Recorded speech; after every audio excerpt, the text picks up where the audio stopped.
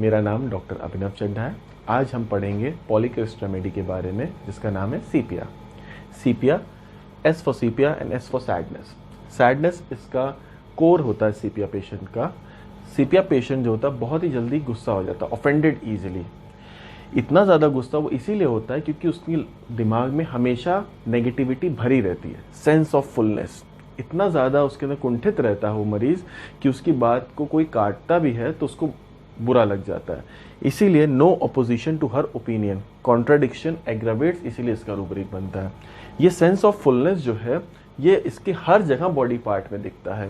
For example इसके liver में भी दिखता है in the form of portal stasis, इसके पेल्विक ऑर्गन्स में भी दिखता है। वहाँ पे भी सारे पेल्विक ऑर्गन्स में इन्फ्लेमेशन और कंजेशन रहता है, जिसकी वजह से सीपिया पेशेंट हमेशा दुखी रहता है। सीपिया, सैडनेस था ही, सेंस ऑफ फुलनेस भी हम लोगों ने देखा कैसे होता है। अब sense of fullness in each and every perspective of life कैसे आता है, ये अब हम आपको समझाते हैं। अब फॉर एग्जाम्पल हम मान लेते हैं एक न्यूली वेड फीमेल है जो कि अपने पेरेंटल हाउस में with love care and compassion वो बॉर्न एंड ब्रॉट अप हुई, लेकिन जब वो अपने इन लॉज में एक नए फेज ऑफ लाइफ में एंटर करती है तब उसको उस तरीके से रेसिप्रोकेट ना होने के कारण उसको हर चीज़ से एवर्जन होने लग जाता है।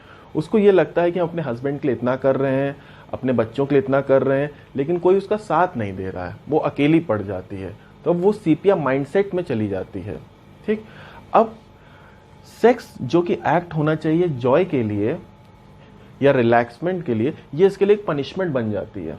अब उसके लिए उतना ही पार्ट ऑफ सेक्स उसके लिए फुलनेस हो जाता है, क्योंकि उसके लिए उतनी ही चीज़ वो एक्सेस हो गई, इसलिए उसको उससे एवर्जन हो जाता है। सेक्स उसके लिए एक पेनफुल एक्ट बन जाता है सीपिया पेशेंट के लिए, क्योंकि सेक्स सीपिया के लिए डिस्पेरिन्यूरिया हो जाता है। सीपिया फीमेल्स का आर्किटेक्चर कैसा होता है ये हमें पहले समझने की जरूरत है। सीपिया फीमेल्स जो होती हैं नैरो पेल्विस होता है, फ्रॉम द शोल्डर लाइन उनका पेल्विस स्ट्रेट होता है, वेयरएज अदर फीमेल्स के अंदर आर सपोज टू बी कर्वेशियस। जो पेल्विस उनका ब्रॉड होने के कारण लिगामेंट्स की साइज इंक्रीज होती है, जिससे कि वेजाइना और रेक्टम अच्छे से लिगामेंट से अटैच्ड होते हैं। अब नैरो पेल्विस होने के कारण इनका वेजाइना और रेक्टम जो होता है छोटे लिगामेंट से अटैच्ड होता है, जिसकी वजह से जल्दी चांसेस होते हैं प्रोलैप्स के। ठीक, एक तो इनका पेल्विस नैरो है, दूसरा इनका फीमेल रिप्रोडक्टिव ऑर्गन्स जो होते हैं वीक हो जाते हैं। वीक होने के कारण ये बाहर आने लगते हैं। प्रोलैप्स मतलब बाहर आना। वेजाइना और रेक्टम ये दोनों के दोनों पेल्विक कैविटी से बाहर आने लगते हैं, जिसकी वजह से पेन और bearing down sensation. Bearing down sensation क्या? ग्रेविटी एक कंटिन्यूसली फोर्स एक लगाती रहती है, नीचे की तरफ पुल करती है वेजाइनल रेक्टम को, जिसकी वजह से हमेशा उसके सेंसेशन होता है कहीं कुछ गिर ना जाए, कहीं कुछ गिर ना जाए, जिसकी वजह से उसको हमेशा लेग्स क्रॉस करके बैठने पड़ते हैं। ठीक, अब बियरिंग डाउन सेंसेशन की वजह से इन फीमेल्स के अंदर एबॉर्टिव टेंडेंसीज आ जाती हैं। ठीक, अब सीपिया के सारे फीमेल रिप्रोडक्टिव ऑर्गन्स वीक होते चले जा रहे हैं, प्रोलैप्स होता चला जा रहा है, नीचे सब चीज़ें आती चली जा रही, तो हमेशा जो नीचे आने की वजह से क्या होता है, एक सेंसेशन ऑफ बॉल लाइक आता है। अब आप कभी भी एग्जामिन करेंगे किसी भी प्रोलैप्स पेशेंट का, तो आपको दिखेगा बाकायदा बॉल जैसी ओरिफाइस पे आके रुक गई है, छिद्र पे आके बॉल जैसा फंस गया। वही चीज़ होती है sensation of ball like in the inner parts. Patient तो वैसे ही एक्सप्लेन करेगा।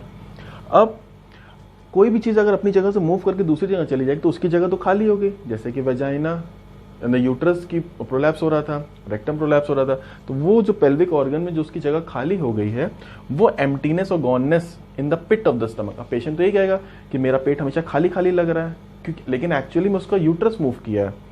अब वो चाहता है उस चीज़ को भरना, अपनी एम्प्टी फीलिंग को खाना खाने से, लेकिन खाना खाने से कैसे आराम मिले, खाना तो पेट में जा रहा है। इसलिए एम्प्टीनेस और गॉननेस वाली फीलिंग खाना खाने से भी नहीं जाती है।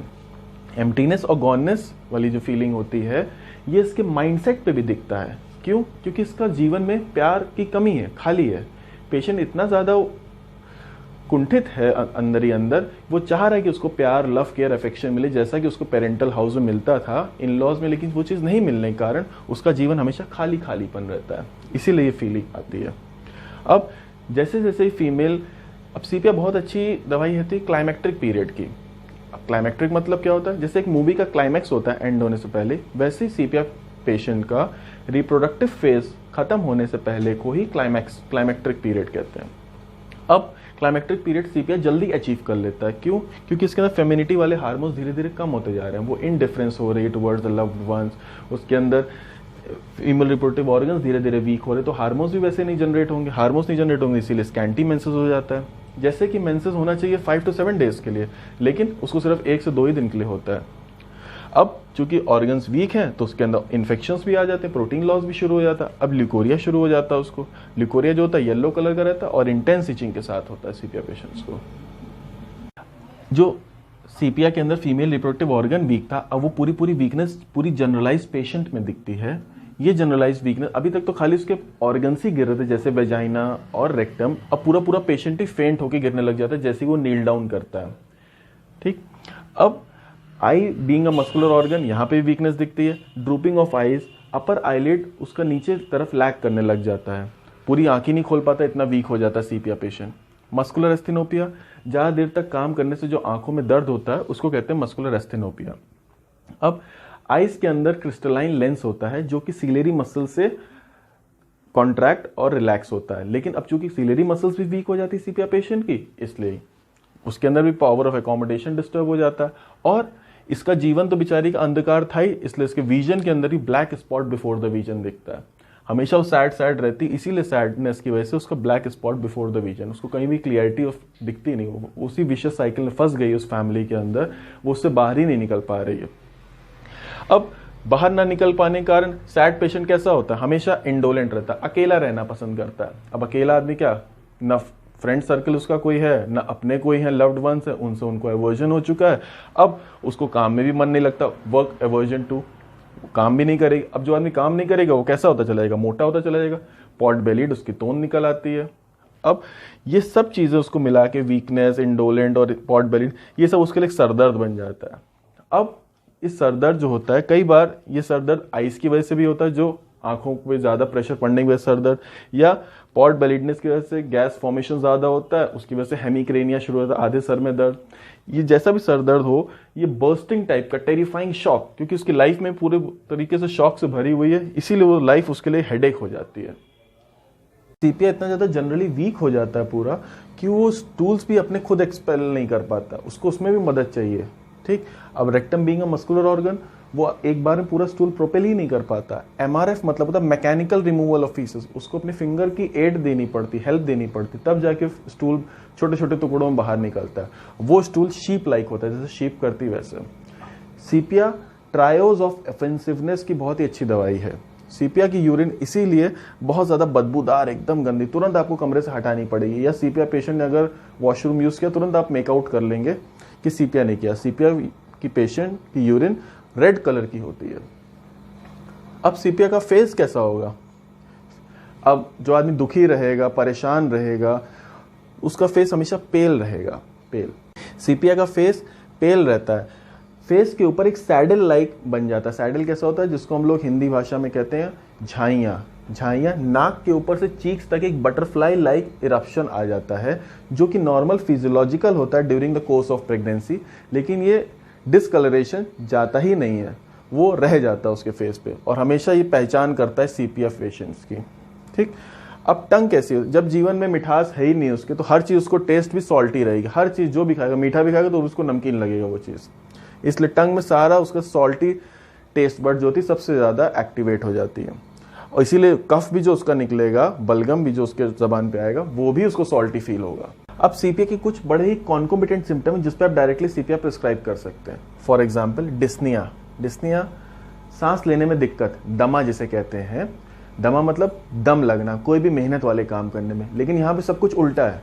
जैसे asthma better by dancing as Alan keynote says, दम लगना चाहिए डांस करने में, मेहनत वाला काम है, लेकिन वो मरीज आराम से कर लेता है। उल्टा इसको दम कब लगता है, डिस्निया कब होता है? जब वो सोने जाता है, क्योंकि सोने जाने में उसको सारी सैडनेस, सारी चीज आती है, सेंस ऑफ फुलनेस सब भर आता है दिमाग। मेरे हिसाब से जो मुझे समझ में आया है, ये इसका डिस्निया जो है साइकोलॉजिकल है, दिमाग से है, ना कि पैथोलॉजिकल है, ना कि उसके कोलैप्स नहीं हो जा रहा ब्रोंकियल ट्यूब्स का जिसकी वजह से उसको सांस लेने में दिक्कत है। ये जब दिमागी तौर पे बेचारी एकदम फंस जाती है तभी उसको सांस नहीं समाती, क्या करें, इसलिए उसका डिस्निया जो है साइकोलॉजिकल है। ये बड़े ही आसानी से हम लोग अस्थमा बेटर बाय डांसिंग ठीक कर सकते हैं with the help of sepia. Second कौन इसका बड़ा ही कैरेक्टरिस्टिक सिम्टम है herpes behind years and neck. Herpes zoster एक वायरल इन्फेक्शन होता है, अगर कान या गर्दन के अराउंड हर्पीज हो रहा है तो आप आराम से सीपिया प्रिस्क्राइब कर सकते हैं। सीपिया की स्किन कैसी होती है? इचिंग नॉट एमलियोरेटेड बाय स्क्रैचिंग, आराम ही नहीं मिलता, भले ही जितनी गंदे तरीके से खुजला दे लेकिन खुजली खत्म ही नहीं होती सीपिया पेशेंट की। सीपिया पेशेंट एज बोरिक सेज कि सिम्टम्स सारे के सारे ट्रेवल करते हैं अपवर्ड्स, इसीलिए शुरुआत में जब हम लोगों ने सीपिया देखा था सारी की सारी प्रॉब्लम्स उसकी प्रोलैप्स की वजह से शुरू हुई। Weakness of female reproductive organs, वो वीकनेस सारी की सारी मसल्स में आ गई, पूरी जनरलाइज वीकनेस होगी और वो धीरे धीरे उसके ब्रेन में वीकनेस आ रही है, ब्रेन उसका सैड है, इसी वजह से कमजोर है, तो पूरी सारे सिम्टम्स उसके ट्रेवल करते हैं अपवर्ड्स। ठीक, अब आपने देखा कि इसको सॉल्टी चीजें हमेशा टेस्ट आ रहा था, एक्सपेक्टोरेशन भी सॉल्टी था, इससे हम लोग इसको याद कर सकते हैं इसकी कॉम्प्लीमेंट्री मेडिसिन नेट्रम्योर एंड फॉस्फोरस, ये दोनों भी सॉल्ट के प्रति क्रेविंग इनकी ज्यादा रहती है, और इनिमिकल, पल्साटिला एंड लैकेसिस। ठीक, इसके जो दुश्मन वाली दवाइयां हैं जिसके साथ इसको नहीं देना चाहिए वो पल्साटिला लैकेसिस है। अब कब हम ये इंडिकेट हो जाएगी कि हम इस सीपिया पेशेंट को दवाई देनी ही चाहिए? अगर हमें 3 रीजन्स में सबसे ज्यादा सिम्टम्स मिल रहे हैं, फॉर एग्जाम्पल यूट्राइन सिम्टम्स हमें मिल रहे हैं पेशेंट के, साथ में हमें क्रॉनिक हेपेटिक प्रॉब्लम्स भी मिल रही हैं क्योंकि पोर्टल स्टैसिस हुआ था, जैसे हमने शुरुआत में बताया था, फुलनेस, लिवर सबसे बड़ा ऑर्गन, वहाँ पे सारा स्लगिश हो जाता, सारा सर्कुलेशन वीक हो जाता, हेपेटिक प्रॉब्लम जिसकी वजह से गैसेस फॉर्मेशन ज्यादा हो रहा था, जिसकी वजह से सरदर्द हो रहा था, हेपेटिक प्रॉब्लम, और ट्यूबरकुलर क्यों हो जाता है? क्योंकि इंडिया में आउट ऑफ 10 पीपल 6 पीपल तो ट्यूबरकुलोसिस होता ही है सब कुछ, क्योंकि फैमिली हिस्ट्री में रहता है, और दुख सबसे बड़ा कारण है, मेंटल पीस नहीं रह पाती है, संतुष्टि नहीं रह पाती, सेटाइटी ऑफ लाइफ नहीं है, जिसकी वजह से ट्यूबरकुलोसिस, तो जब 2-3 प्रॉब्लम रहेंगी तो तीसरी अपने आप अटैक कर जाती है, ये अंदर लर्किंग मायाजम में आ ही जाता है उनके अंदर।